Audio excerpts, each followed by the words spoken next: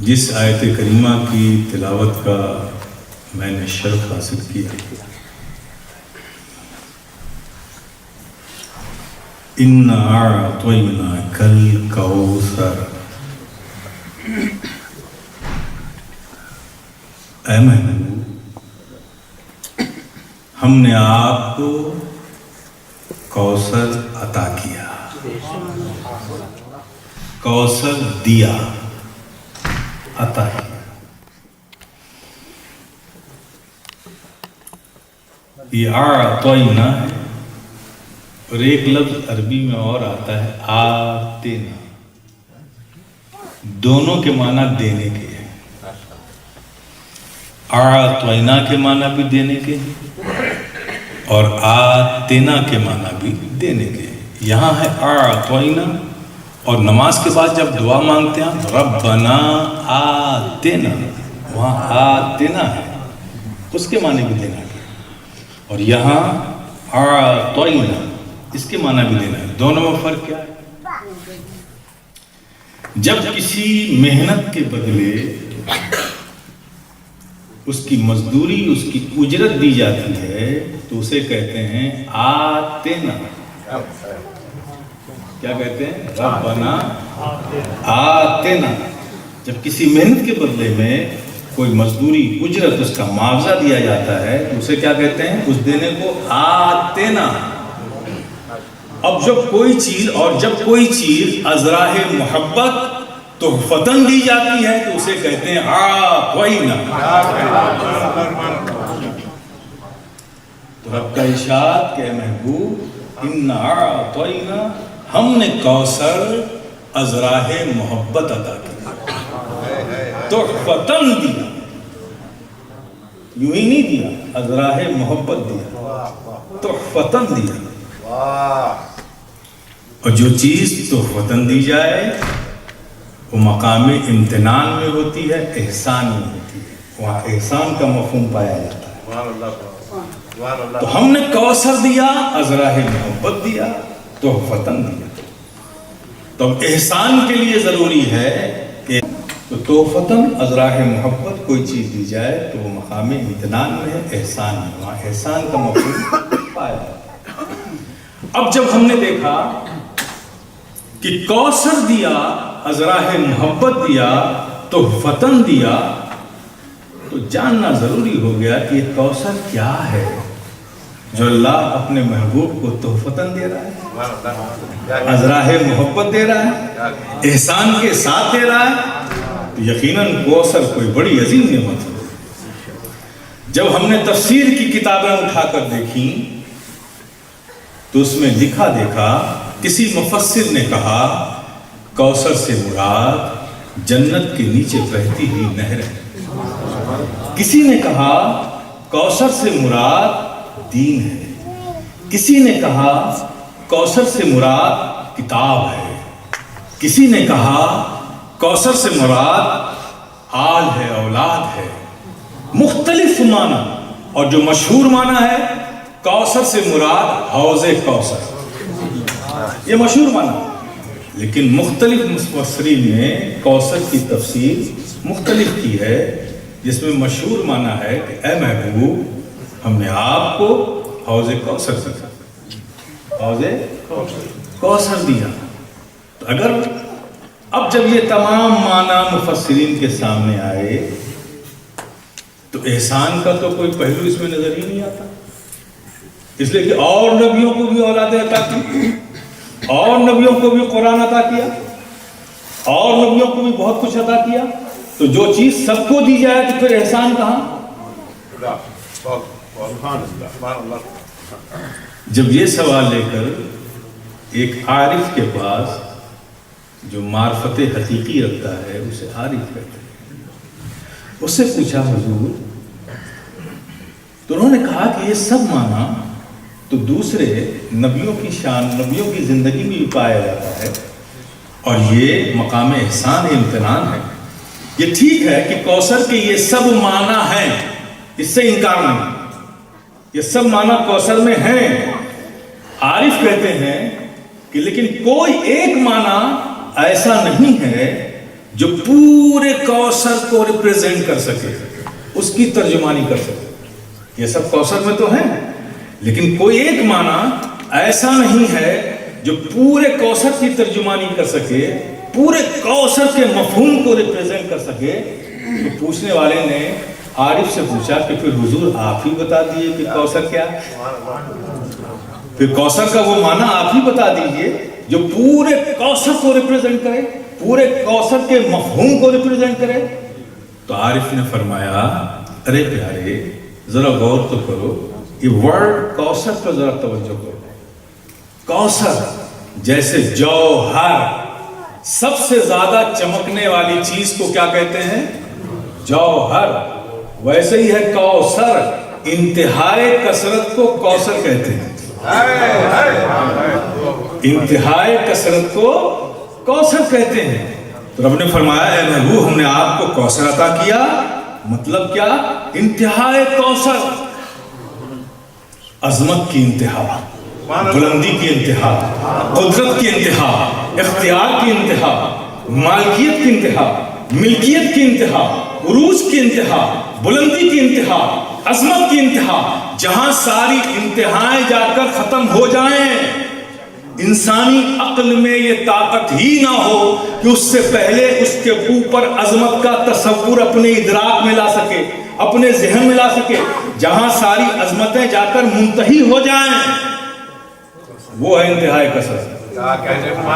اس کے اوپر کی عظمت کا تصور کوئی انسان اپنی عقل سے کر نہ کر سکے، اس کی قدرت کا کوئی تصور انسان اپنی عقل سے اس کے اوپر کر نہ سکے، جہاں یہ ساری عظمتیں، ساری عروج، ساری بلندیاں، ساری قدرتیں منتہی ہو جائیں، ختم ہو جائیں، وہ ہے انتہائی کثرت۔ تو جہاں جا کر ساری عظمتیں ختم ہو جائیں، جہاں جا کر سارا عروج ختم ہو جائے، جہاں جا کر ساری بلندی ختم ہو جائے، وہ انتہائی کثرت، وہ تو ہے وحدت، وہ تو ہے وحدت۔ جہاں ساری عظمتیں جا کر منتہی ہو جائیں، وہ ہے وحدت، اور وحدت کی مصداق ذات رب کی ذات، وحدت کی مصداق ذات رب کی ذات۔ تو اب کیا معنی ہوا کہ اے محبوب ہم نے کوثر عطا کیا، مطلب اے محبوب میں تیرا ہو گیا، اے محبوب کیا کہنے میں تیرا ہو گیا۔ بہت خوب، بہت اب سمجھ میں آیا کہ یہ بات تو رب نے کسی اور سے نہیں کہی ہے، یہ تو صرف اپنے محبوب ہی سے کہی ہے کہ میں تیرا ہو گیا، اے محبوب میں تیرا ہو گیا۔ جب میں تیرا ہو گیا تو تو میرا ہو جا، تو میرا ہو جا، تو میرے ہونے کے لیے کیا کر؟ فصل لے۔ ظاہر ہے کہ یہ انعام بڑا ہے محبوب، یہ انعام بڑا ہے، یہ میں نے کسی سے نہیں کہا، محبوب صرف تم سے کہتا ہوں کہ میں تیرا ہو گیا، یہ انعام بڑا ہے، یہ انعام بڑا ہے تو شکر ادا کر۔ شکر ادا کر کیسے؟ فصل لے، نماز سے شکر ادا کر، فصل لے، نماز سے شکر ادا کر۔ ظاہر ہے انعام بڑا ہے تو شکر کا انداز بھی بڑا ہونا چاہیے۔ نمازیں تو سبھی پڑھتے ہیں، لیکن انعام بڑا ہے تو نماز سے شکر ادا کرنے کا انداز بھی بڑا ہونا چاہیے، انداز بڑا ہونا چاہیے۔ تو انداز کیا ہے؟ انعام بڑا ہے تو شکر کا انداز دیکھو، نبی قیام کی حالت میں کھڑے ہیں، نماز پڑھ رہے ہیں، تلاوت جاری ہے، رات بیتتی جا رہی ہے، رکوع کا موقع ہی نہیں آ رہا ہے، قرآن کی تلاوت میں رب اس قدر منہمک ہے، تلاوت پہ تلاوت کیے جا رہے ہیں، شب گزرتی جا رہی ہے۔ اللہ نے اپنے محبوب کی جب اس حالت کو دیکھا، اس انہماک کو دیکھا، تلاوت قرآن میں اس قدر ڈوبا دیکھا، اور دیکھا کہ زیادہ دیر کھڑے رہنے سے محبوب کے پیروں میں ورم آ گیا ہے، تو اللہ نے جبریل سے کہا اے جبریل جاؤ میرے محبوب سے کہو کہ اتنی دیر تک کھڑے رہا نہ کرو، کچھ آرام بھی کر لیا کرو، کچھ آرام بھی کر لیا کرو۔ انعام بڑا تھا تو شکر کا انداز بھی بڑا ہے، انعام بڑا تو شکر کا انداز بھی بڑا ہے کہ رات بھر کھڑے رہیں محبوب قرآن کی تلاوت میں، انہماک کے ساتھ ڈوب جائیں اس میں، تو اللہ جبریل کو بھیج دے کہ اے محبوب تھوڑا آرام بھی کر لیا کرو، اتنی دیر تک کھڑے رہا نہ کرو۔ پھر دوسرا ہے محبوب میں تیرا ہو گیا، میں تیرا ہو گیا تو میرا ہو جا اور میرا شکر ادا کر، نماز سے شکر ادا کر، اور وانحر قربانی دے کر میرا شکر ادا کر۔ تو انعام بڑا ہے تو قربانی کا بھی انداز بڑا ہونا چاہیے۔ وانحر قربانی دے کر میرا شکر ادا کر، جب انعام بڑا ہے تو قربانی کا بھی انداز بڑا ہونا چاہیے۔ ایک قربانی اور ہم نے دیکھی، جب ابراہیم خلیل اللہ نے اپنے بیٹے حضرت اسماعیل ذبح اللہ کو لٹایا، چھری ہاتھ میں لی، گردن پہ چلا گیا، لیکن وہ چھری حضرت اسماعیل کی گردن پہ نہیں چلی، دمبا پیش کر دیا گیا، اس دمبے پہ چلی۔ وہ خلیل اللہ تھے، یہ ان کی قربانی تھی، اور یہ حبیب اللہ ہے، ان کی قربانی کا انداز دیکھیے۔ چھری چلے گی لیکن کسی اور کو نہیں چلے گی، کسی اجمی پہ نہیں چلے گی، کسی غیر پہ نہیں چلے گی، چلے گی تو اس پر چلے گی، شکر اس کے ذریعے سے ادا کیا جائے گا جو راکب دوش پیغمبر ہو، شکر اس سے کیا جائے گا جس کے حلقوم مبارک کو نبی نے چوما ہے، شکر اس سے ادا کیا جائے گا جس کے ہونٹوں کو اپنے منہ میں لے کے گٹھلیوں کی طرح چوسا کرتے تھے، شکر اس سے ادا کیا جائے گا جس کو اپنے شانے پر بٹھا کے نبی مدینے کی گلیوں میں گھوما کرتے تھے۔ قربانی کسی اور کی نہیں دی جائے گی، اس لیے انعام بڑا ہے تو قربانی کا انداز بھی بڑا ہوگا۔ اور تاریخ نے دیکھا کربلا کی سرزمین پر کہ شکر کا انداز قربانی سے دیکھنے والوں نے دیکھا۔ تاریخ نہ اس کی کل کوئی مثال پیش کر سکتی ہے، نہ صبح قیامت تک کوئی مثال پیش کر سکتی ہے۔ قربانی وہ دے رہا ہے جس کی ماں مخدوم کائنات، سید کائنات، خاتون جنت فاطمہ الزہرا ہے، جس کے باپ مولا علی مشکل کشا شیر خدا ہے، جس کے نانا رسول تمام انبیاء و مرسلین کے سردار ہیں، وہ ہیں، ان کی قربانی پیش کی جا رہی ہے۔ اور ذرا میرے پیارے یہاں سے ذہن اور صاف کر لو، عموماً واقعات کربلا بیان کیا جاتا ہے، وہاں حسین حضرت امام علی مقام کو بڑا مجبور لوگ واقعات کے نظر کر دیتے ہیں کہ مجبور تھے، پیاسے تھے، بھوکے تھے، حادثہ بتایا جاتا ہے۔ میرے پیارے حسین شاہ تھے، حسین بادشاہ تھے۔ جو شاہ ہوتا ہے وہ مجبور نہیں ہوتا، جسے نبی جنتی جوانوں کا سردار کہیں وہ مجبور ہوگا، وہ مجبور نہیں ہوتا میرے پیارے۔ یہ تو حسین کی قربانی جو تھی نبی پاک کو، وہ جو انعام عظیم ملا تھا اس کا شکرانہ تھا، اور اس کا پریپریشن بھی ہوا۔ لوگ شہید ہوتے ہیں، شہادت کے بعد ان کا ذکر ہوتا ہے، جب شہید ہو جاتے ہیں تو ذکر ہوتا ہے، لیکن امام علی مقام کی شہادت وہ اتہاسک تاریخی شہادت ہے، کبھی بچے ہیں ان کی شہادت کا ذکر ہو رہا ہے۔ اس لیے کون نہیں جانتا تھا مدینے میں کہ جو زانوی مبارک پر نبی کے بیٹے ہیں نواسے، انہیں شہید کیا جائے گا۔ نبی بھی جانتے تھے، والدہ بھی جانتی تھی، والد بھی جانتے تھے، مدینے کا ہر فرد جانتا تھا کہ یہ حسین کل کربلا کے میدان میں شہید کیے جائیں گے۔ کسے خبر نہیں تھی؟ نبی نے تو کربلا کی مٹی ایک شیشی میں رکھ کر، بوتل میں رکھ کر ام المومنین حضرت ام سلمہ کو دی تھی کہ اے ام سلمہ اس مٹی کو رکھو، یہ کربلا کی مٹی ہے، یہ وہ مٹی ہے جہاں میرا نواسا شہید کیا جائے گا، جب اس کا رنگ سرخ ہو جائے، ریڈ ہو جائے تو سمجھ لینا میرا نواسا شہید ہو گیا۔ لیکن عجیب بات ہے کہ جبریل امی آ کے خبر دے رہے ہیں کہ آپ کے اس نواسے کو شہید کیا جائے گا۔ ماں کو بھی معلوم ہے، باپ کو بھی معلوم ہے، آپ تصور کرو نبی اتنا پیار کر رہے ہیں، لیکن ایک بار بھی خبر سن کر دعا کے لیے ہاتھ نہیں اٹھا رہے ہیں کہ مولا تو امت میں جس کی چاہے تو قربانی دے دے، یہ حسین مجھے بڑا پیارا ہے، اس کی قربانی کے بدلے میں کسی قربانی، اگر نبی کی زبان سے نکل جاتا تو نبی کی محبوبیت کی رب کی بارگاہ میں شان یہ ہے کہ زبان سے الفاظ بعد میں نکلتے ہیں، قبولیت کا جامہ پہلے پہن لیتے ہیں، ایسے نبی، لیکن وہ دعا نہیں کر رہے۔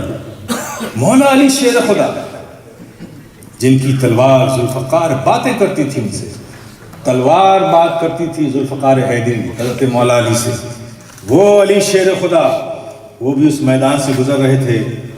پوچھا یہ کون سا میدان ہے؟ کہا نینوا ہے۔ اچھا یہ وہی میدان ہے جہاں میرے حسین کو شہید کیا جائے گا. یہ خبر تو دے رہے ہیں وہ بھی، لیکن دعا وہ بھی نہیں کر رہے. ماں، چلو مولا علی شیر خدا ہے، مصلحت کی باتیں ہوں گی، لیکن ماں کی ممتا تو اس کا تو انداز ہی الگ ہے. خاتون جنت کو بھی تو معلوم تھا، وہ کیوں نہیں دعا کے لیے ہاتھ آ رہی ہیں. اور خاتون جنت کا مقام اللہ اکبر کیا مقام ہے کہ جب پلسرات سے گزریں گی خاتون جنت تو منا دیے میں جنت پلسرات سے گزر رہی ہے. وہ خاتون جنت حضرت اسماعیل حقی نے تفسیر روح البیان میں کل نفس ذائقۃ الموت کے تحت یہ واقعہ لکھا کہ جب خاتون جنت کی روح قبض کرنے کے لیے ملک الموت تشریف لائے. سب کی روح وہ قبض کرتے ہیں، خاتون جنت کی روح قبض کرنے کے لیے بھی آئے. جیسے ہی خاتون جنت کی نظر ملک الموت پر پڑی، آپ نے پردہ کر دیا. کیا کر لیا؟ پردہ کر لیا. اب حضرت ملک الموت کی زندگی میں یہ پہلا مرحلہ تھا کہ کوئی انہیں دیکھ کر پردہ کرے. بات کسی اور کی ہوتی تو شاید وہ اس کو لیتے بھی نہیں، اپنا کام کرتے، لیکن بات خاتون جنت کی تھی. وہ ٹھہر گئے، رب کی بارگاہ میں فریاد کی، مولا میں ان کی روح کو قبض کیسے کروں، یہ تو مجھے دیکھ کر پردہ کرتی. کیا مقام ہے خاتون جنت کا؟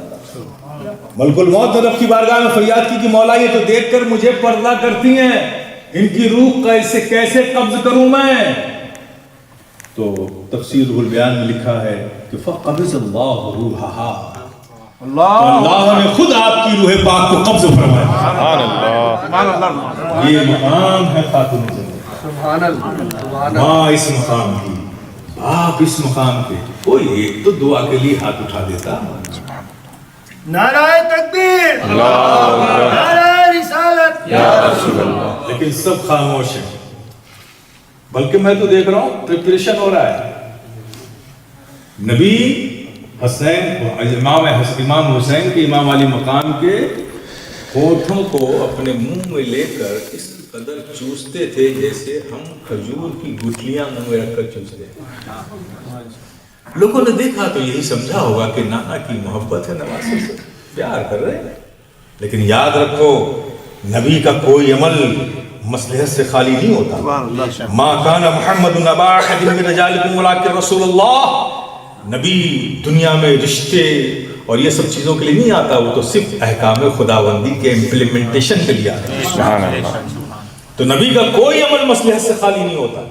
نبی کچھ اپنی طبیعت سے نہیں کرتا، نبی وہی کرتا ہے جو رب کی رضا ہوتی ہے، رب کی جانب سے جو بات ہوتی ہے نبی کا عمل وہی ہوتا ہے.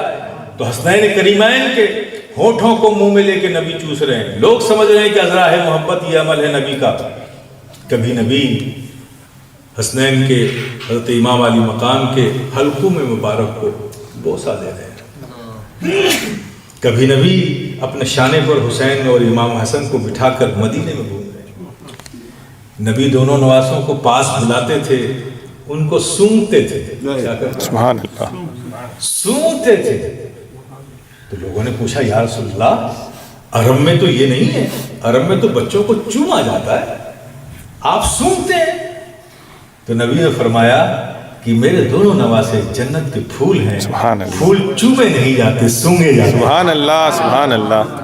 پھول چومے نہیں جاتے، سونگے جاتے ہیں. نبی کا یہ عمل حضرت امام حسن کو حضرت امام حسین کو شانے پر بٹھایا. ایک شانے پر حضرت امام حسن کو کندھے پر اور دوسرے شولڈر پر نبی نے حضرت امام حسین کو بٹھایا. اب طریقہ کیا تھا بٹھانے کا کہ دونوں نواسے بیٹھے، ایک پیر ان کا لیگ ادھر اور ایک پیچھے، اسی طرح سے تو بٹھائیں گے نا دونوں کو. اور دونوں نواسے نبی کے زلف عنبری کو اپنے ہاتھوں میں پکڑے ہوئے اور نبی مسکرا رہے ہیں، مدینے کی گلیوں میں گھوم رہے ہیں. تو داہنے شانے پر رائٹ شولڈر پر نبی نے امام حسن کو بٹھایا، لیفٹ شولڈر پر حضرت امام حسین کو بٹھایا. لوگوں نے سمجھا کہ نانا محبت میں یہ عمل کر رہے ہیں، لیکن نہیں میرے پیارے. کربلا کا جب واقعہ ہوا تو راز کھل گیا. نبی نے یوں ہی نہیں چوما تھا حسین کے لبوں کو اپنے منہ میں لے کر، اس لیے چوما تھا اے حسین تمہیں میری رب نے جو مجھے نعمت عظیم دی ہے اس کا تمہیں شکر ادا کرنا ہے.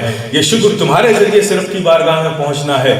میں تمہارے ہونٹوں کو اس لیے چوس رہا ہوں وہ تمہیں پریشان کرے تو تم میرے چومے ہوئے ہونٹوں کو چوس کہ جب تمہارے ذریعے سے رب کی بارگاہ میں رب کی دی ہوئی عظیم نعمت کہ میں تیرا ہو گیا اس کا شکر تم ادا کرو. تمہارے ذریعے سے رب کی بارگاہ میں شکر پہنچے. جب تم سجدے شکر میں ہو, سجدے شکر میں جھکے ہوئے ہو اور شمر کا خنجر تمہاری گردن پہ چلے تو اے حسین اس وقت تمہارے جو حلقوم کو میں نے چوما ہے اس چومنے کی راحت تمہیں اس تکلیف سے آزاد کر دے گا. اے حسین میں تمہیں اپنے شانے پر اس لیے بٹھا رہا ہوں, داہنے شانے پر تمہارے بھائی کو بٹھایا, امام حسن کو بٹھایا, بائیں شانے پر تمہیں بٹھا رہا ہوں, اس لیے بٹھا رہا ہوں. اب حسین بیٹھے ہیں تو انداز کیا ہے کہ ان کا ایک قدم نبی کے سینے پر, لیفٹ میں بیٹھے نا تو لیفٹ میں ہی تو دل ہوتا ہے نا, تو حسین کا ایک قدم قلب نبوت پر اور نبی کے پشت مبارک پہ مہر نبوت تھی. وہ کدھر تھی؟ وہ بھی لیفٹ میں تھی.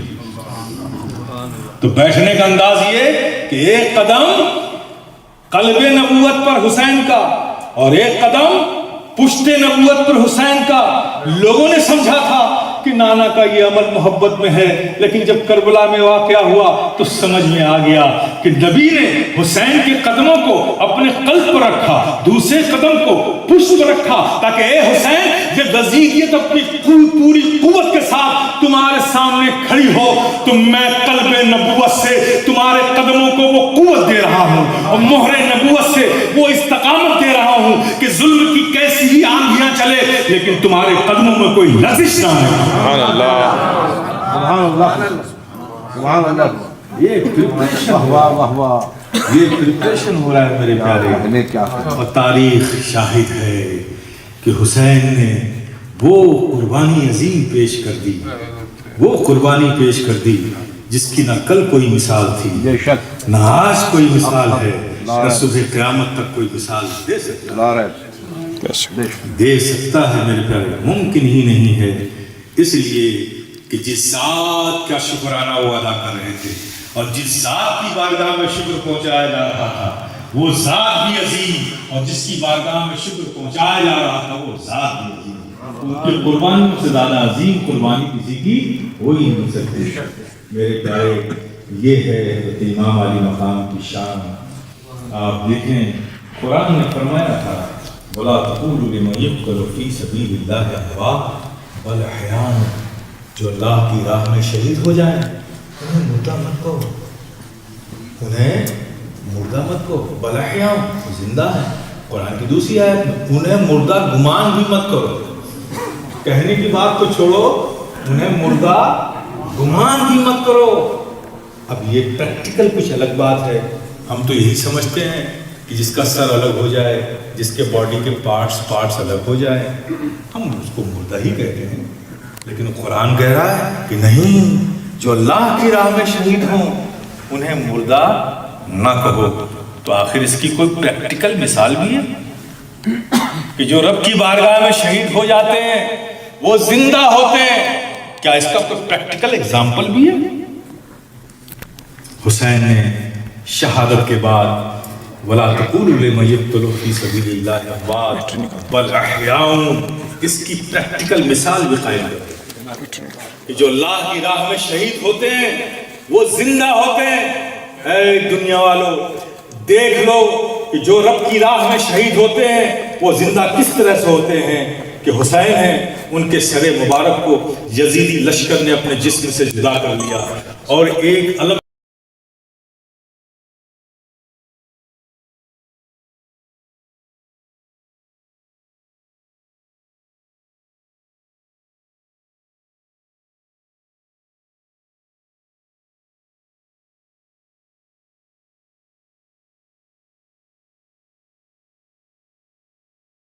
ممکن ہے کہ اس کا سر اس کے دھڑ سے الگ کر دیا گیا ہو اور اس کے سر کے علم پہ رکھا گیا ہو اور وہ زندہ ہو.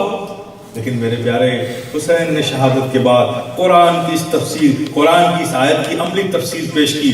جب ان کے سر اقدس کو نیزے پہ بلند کر کے 7 دن گزر چکا تھا، یزیدی فوج یزید کے دربار میں لے جا رہی تھی امام علی مقام کے سر کو، تو لوگوں نے کہا، راویوں نے سنا، چلنے والوں نے سنا کہ حسین کا سر علم کے نیزے پر بلندیوں پر بھی قرآن کی تلاوت کرتا ہوا جا رہا تھا.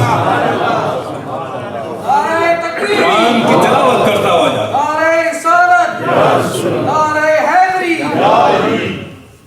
چڑھ کے نیزے کی بلندی پر کیا اعلان حق، پھر کہاں ایسا خطیب شان کا منبر کہاں. اس کی بھی عملی تفسیر حسین نے اپنی شہادت سے پیش کی کہ جو اللہ کی راہ میں شہید ہوتے ہیں وہ نیزے کی بلندیوں کی بھی قرآن کی تلاوت کرتے ہیں. آپ دیکھیے میرے پیارے، یہ بڑی شہادت عظمیٰ کہا گیا ہے اسے، اور حضرت امام علی مقام کو شہید اعظم کہا گیا ہے. شہید اعظم کہا گیا ہے. ہم سب کے لیے بھی ان کی زندگی ایک مثل راہ ہے. اب میں آپ سے ایک بات کہنا چاہتا ہوں کہ امام علی مقام نے کربلا میں جو شہادت دی، بچے قربان کر دیے، بھتیجے قربان کر دیے، بھائی قربان کر دیے، معصوم اصغر کو قربان کر دیا، جوان اکبر کو قربان کر دیا، سب قربان کر دیا. کیوں؟ کس چیز کے لیے؟ کس چیز کے لیے؟ میرے پیارے، یہ ہمارے لیے فکر کی چیز ہے. میرے پیارے، کسی چیز کے لیے نہیں، دین کے لیے.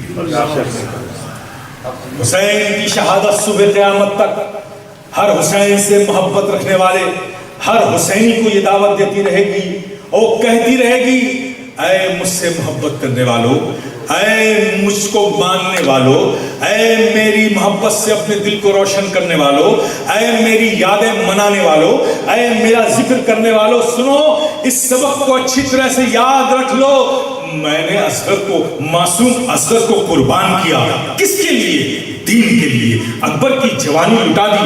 کس کے لیے؟ دین کے لیے. بھتیجے کو قربان کیا. کس کے لیے؟ دین کے لیے. بھائی کو قربان کیا. کس کے لیے؟ دین کے لیے. یہ پیغام میرا سن لو، دین مصطفیٰ وہ دین ہے جس کے لیے بچے کی قربانی دینی پڑے تو دی جائے گی، بھائی کی قربانی دینی پڑے تو دی جائے گی، بھتیجے کی قربانی دینی پڑے تو دی جائے گی. اے مجھ سے محبت کرنے والوں، تم اپنے ذہنوں میں یہ بسا لو کہ دین مصطفیٰ وہ عظیم نعمت ہے جس کے لیے دنیا جو بھی قربانی مانگے دے دی جائے گی، لیکن عظمت مصطفیٰ کے پرچم کو جھکنے نہیں دیا جائے گا. حسین کا یہ پیغام بھی کربلا سے ہمیں ملتا ہے.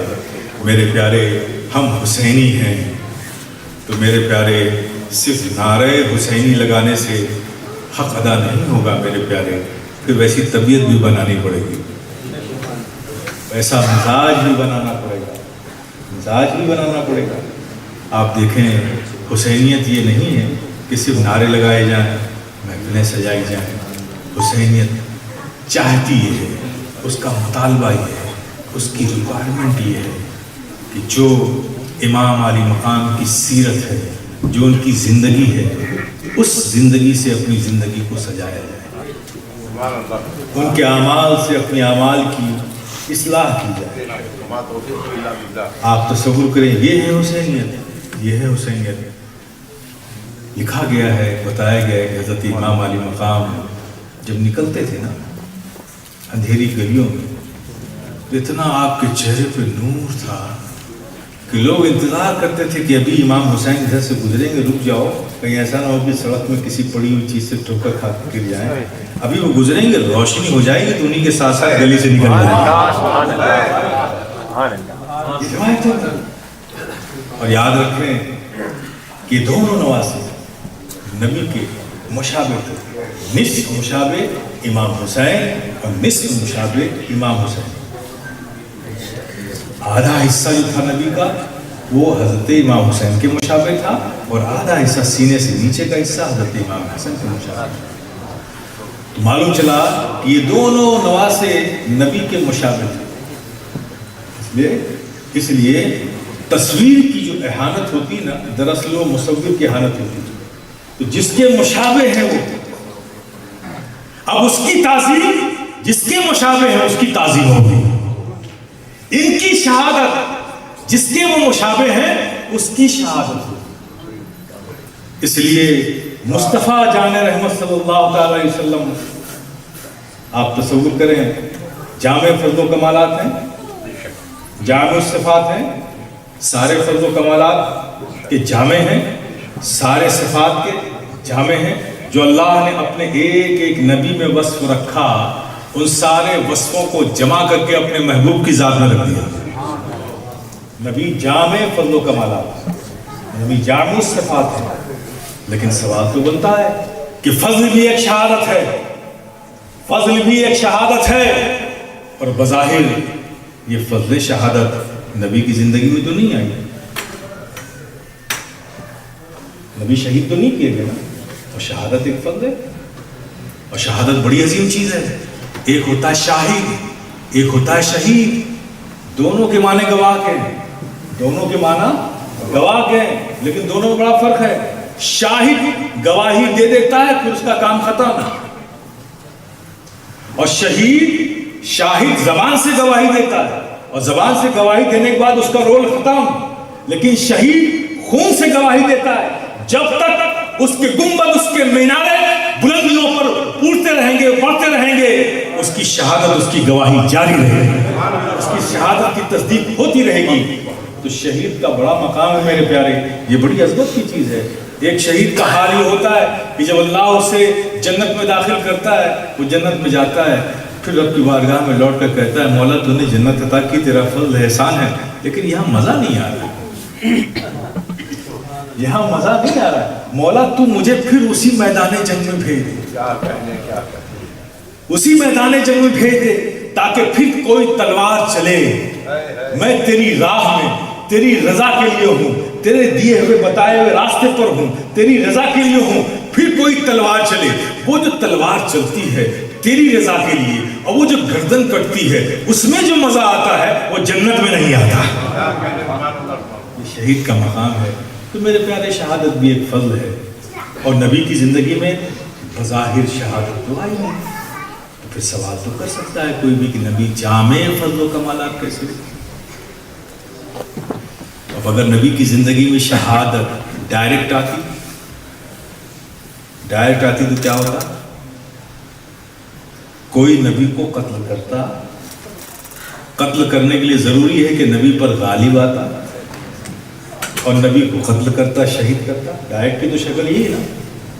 تو نبی پر کوئی غالب آ جائے، نبی تو دین ہے، نبی تو حق ہے، اور حق پر کوئی غالب ظالم آ جائے، یہ رب کی رضا کہاں ہے؟ یہ رب کو پسند کہاں ہے؟ کیا کہنے سبحان اللہ۔ اگر ایسا ہوتا تو امت میں انتشار ہو جاتا۔ تو پھر اس فضل شہادت کو، نبی جامع فضل و کمالات ہے، اور شہادت بھی ایک فضل ہے، تو پھر اس شہادت کو نبی کی زندگی میں کیسے پہنچایا جائے؟ تو میرے پیارے، شہادت کا ایک فلسفہ یہ بھی ہے۔ تو پھر اللہ نے نبی کے دونوں نواسوں کا انتخاب کیا، تاکہ ان دونوں نواسوں کے ذریعے سے یہ فضل شہادت نبی کی بارگاہ میں پہنچائی جائے۔